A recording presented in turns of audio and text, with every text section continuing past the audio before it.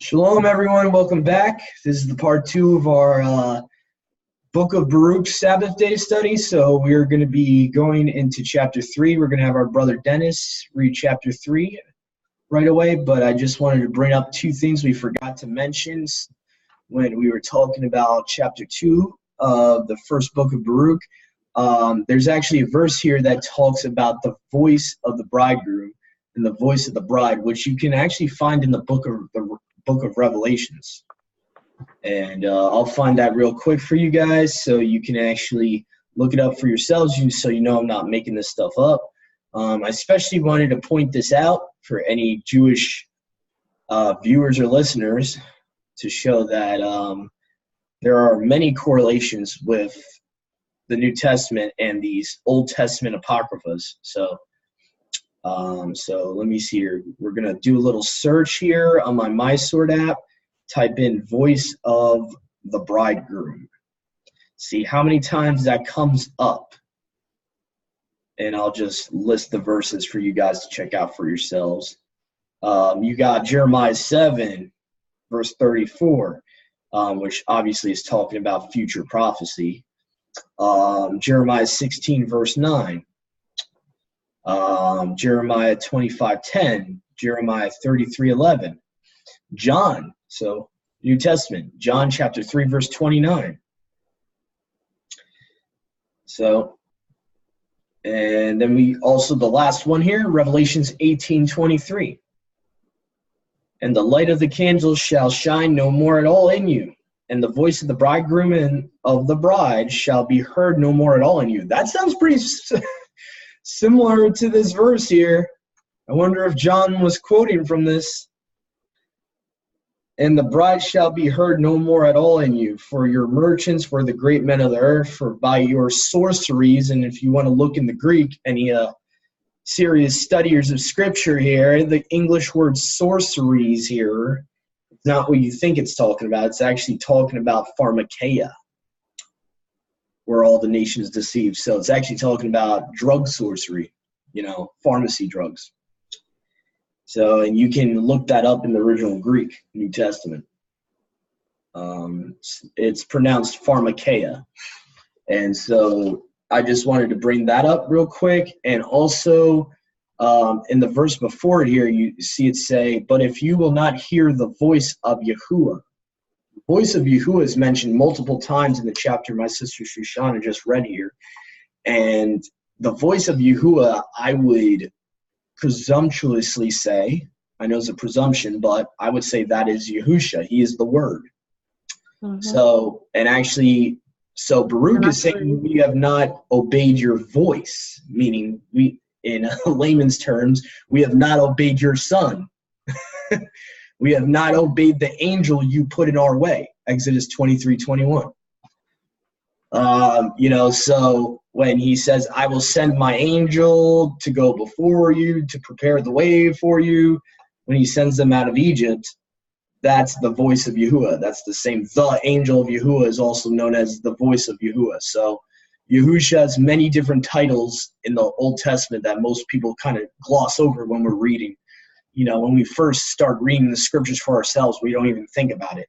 But yes, I believe Yahusha is the voice of Yahuwah. I would even presumptuously say he is the right hand of Yahuwah. He is Yahuwah's outstretched arm that you see in prophecy, where he says, I will deliver them with my outstretched arm. I will gather them out of the nations. I believe all those refer to the Son, in my opinion. Yeah. So I just wanted to point that out for anyone, any Jewish listeners or viewers, or Muslim Jewish listeners and viewers, just a little bit of proof there for the New Testament validity. And so, Brother Dennis, if you would like to read chapter 3 of First Baruch, and let me.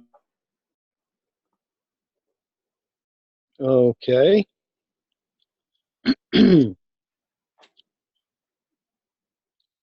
O Yahuwah Almighty, sovereign master of Yisrael, the being in anguish, the troubled Ruach, cries you out.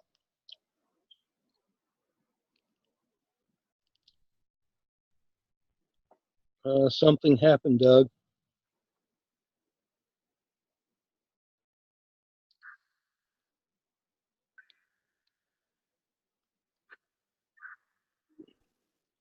Is it there, Dennis? Is it on shared screen? Well, it was there and then it disappeared. Okay, my bad. That was my fault. I was just checking on it. I was just checking on something, making sure we were on recording. All right. Oh, yeah. I'm not sure we did the last session end? Oh, yeah. Yeah. I was just making sure we were on recording when I did that little intro with the explanation of chapter 2. I was just making sure at this point it was recording. Yeah, our last session definitely recorded. I was just making sure that it was recording when I was talking about Yahusha and all that. So yeah, but it should be on the shared screen right now, Dennis, chapter 3. Okay. It is. Okay. Yeah, just make sure you scroll it as I read it. Okay. O Yahuwah Almighty, sovereign master of Yisrael, the being in anguish, the troubled Ruach cries unto you. Hear, O Yahuwah, and have mercy. You are merciful, and have pity upon us, because we have sinned before you. For you endure forever, and we perish utterly. O Yahuwah Almighty, sovereign master of Yisrael, hear now the prayers of the dead Yisraelites and of their children, which have sinned before you, and not hearken unto the voice of you, their Almighty, for the which cause these plagues cleave unto us.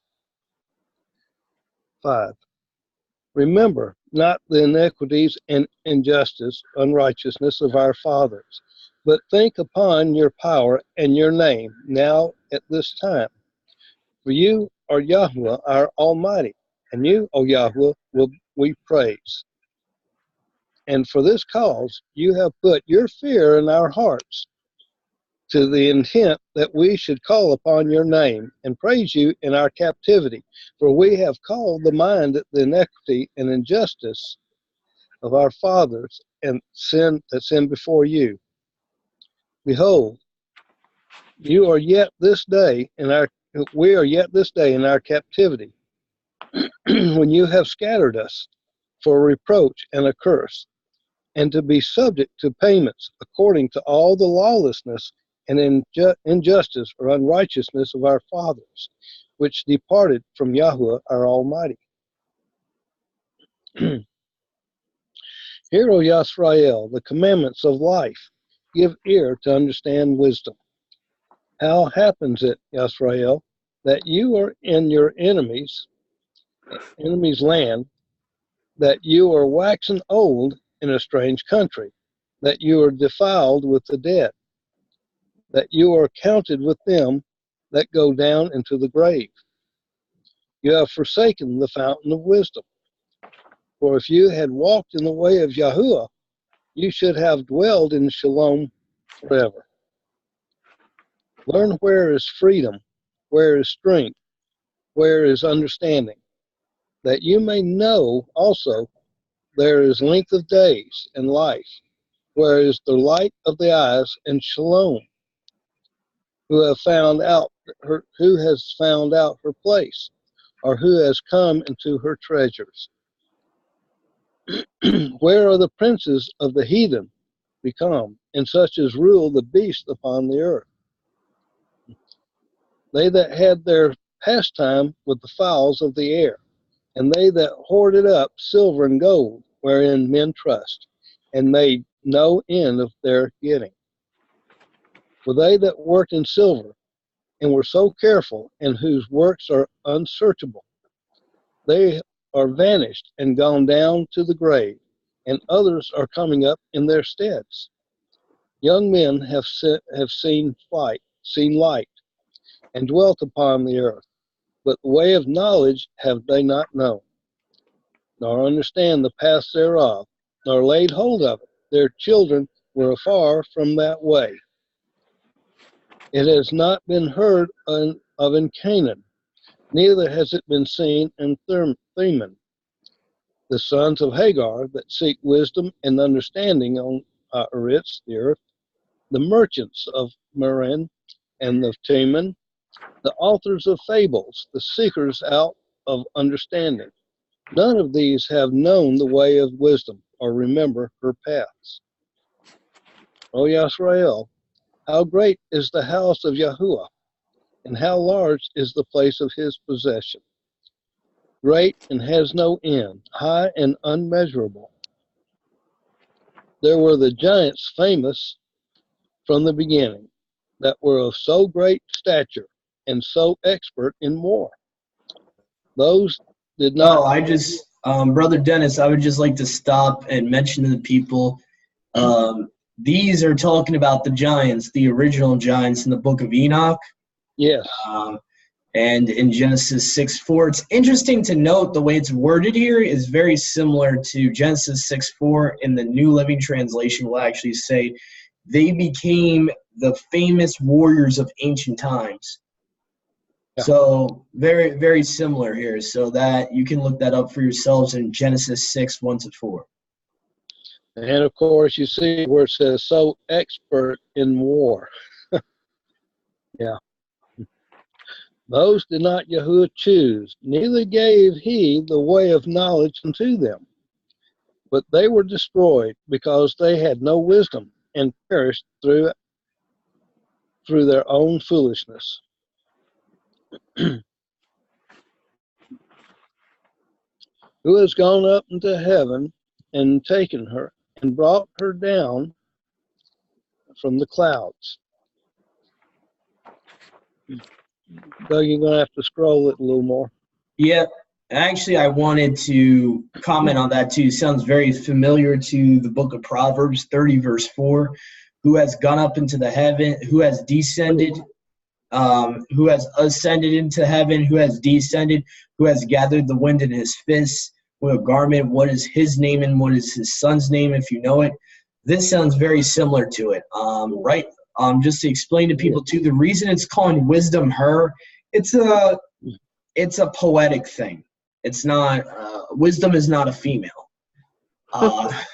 So I just want to make that clear, because some people get deceived with the whole divine feminine thing and with the whole Sophia set apart spirit nonsense.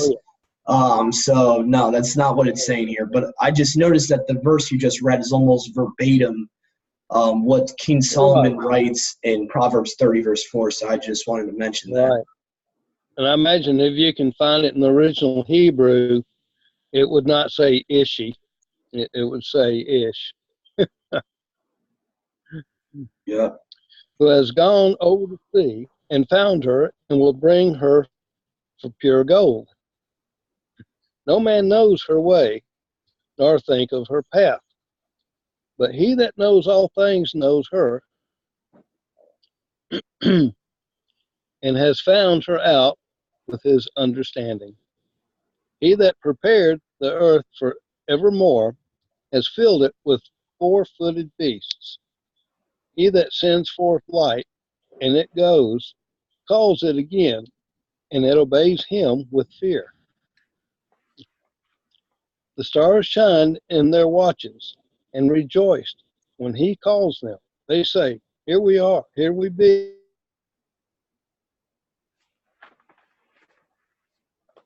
What was that, Brother Dennis? You got cut off there. Brother Dennis, you there?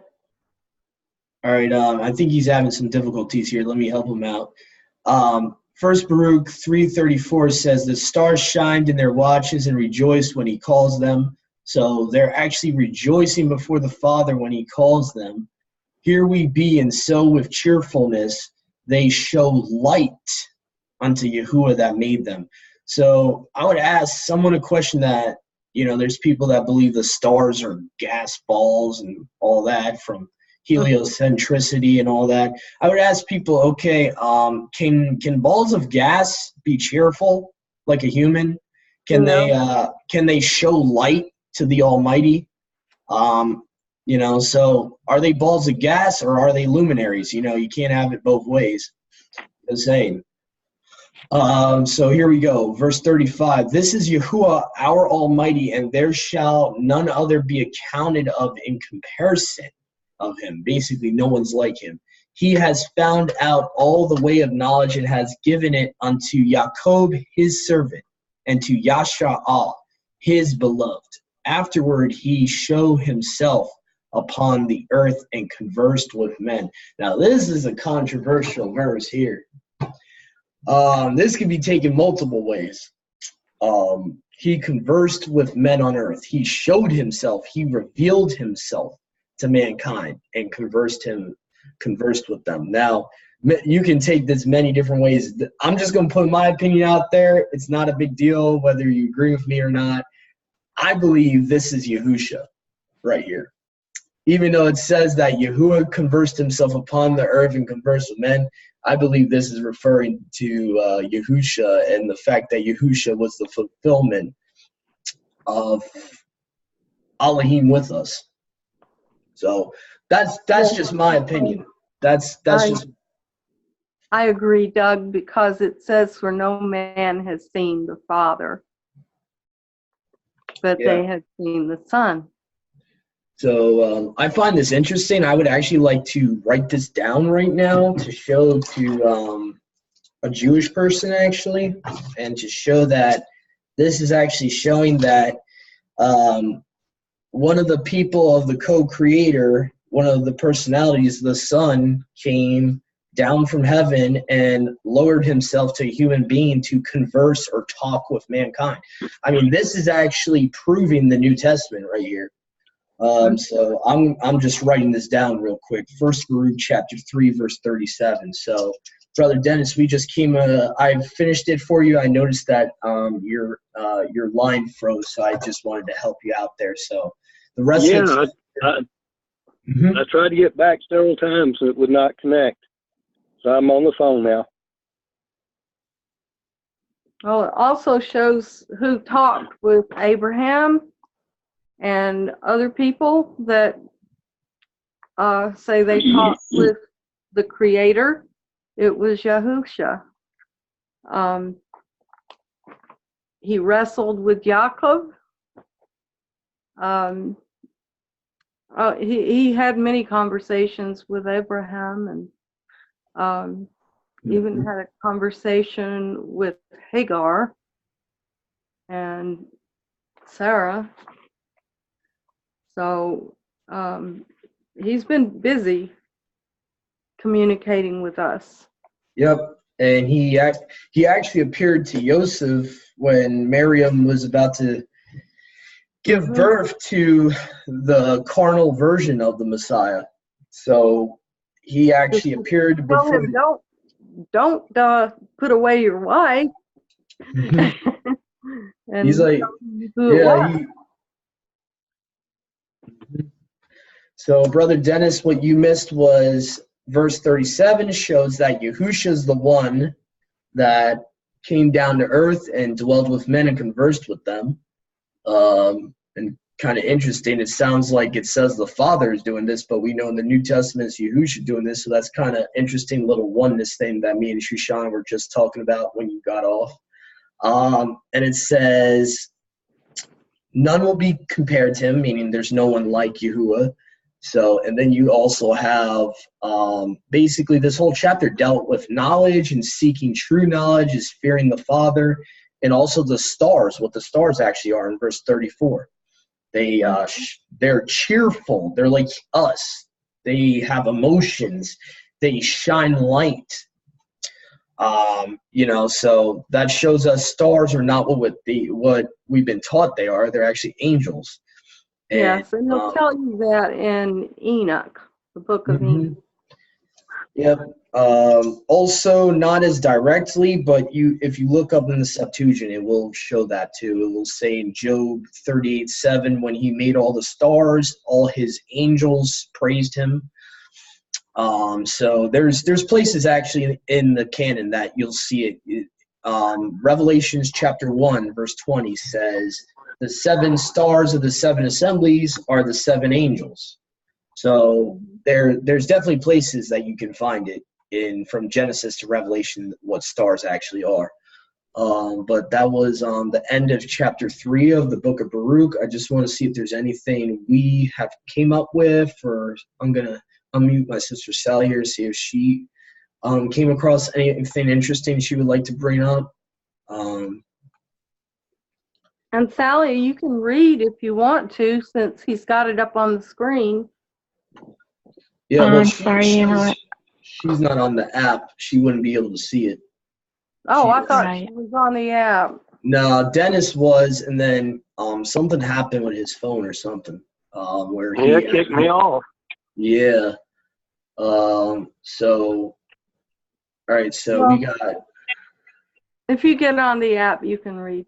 Who has gone over and bring her for pure gold. So a lot of this talking about wisdom is very similar to King Solomon's Proverbs and stuff like that. So what we just read about, a lot about was basically seek for the knowledge of Yahuwah like pure gold. A lot of this stuff you can actually get in the canon. It's almost like a second witness. And then also in this chapter it talked about the ancient giants, the giants in the days of Enoch and Noah, and how they were of great stature. You really don't get that in the canon. They don't really tell you that they were super, super high, but that they were super, super tall. Only this book and the book of Enoch tell you that. So, and it literally says in verse 26, they were of great stature. The only places you can find that in the canon, as far as to my knowledge, is Numbers 13:33, and which talk about when they got into the land of Canaan, they looked like grasshoppers in the eyes of the Nephilim, the Anakim. And Amos chapter 2 verse 9 says, I cut off the Amorite. His height is like a cedar tree and all that. So anyway. How much time do we have left, Brother Doug? See, I think we just got to the 9-minute warning now. So I think we're gonna have to do another session. I'm just checking to see how many verses we got in chapter 4. Yeah, we got another 37 verses in the next chapter. So please stay tuned. We're going to come back for chapter 4 of Baruch. Please stay tuned. That was chapter 3 of Baruch. Shalom. Shalom. Shabbat shalom. Shalom.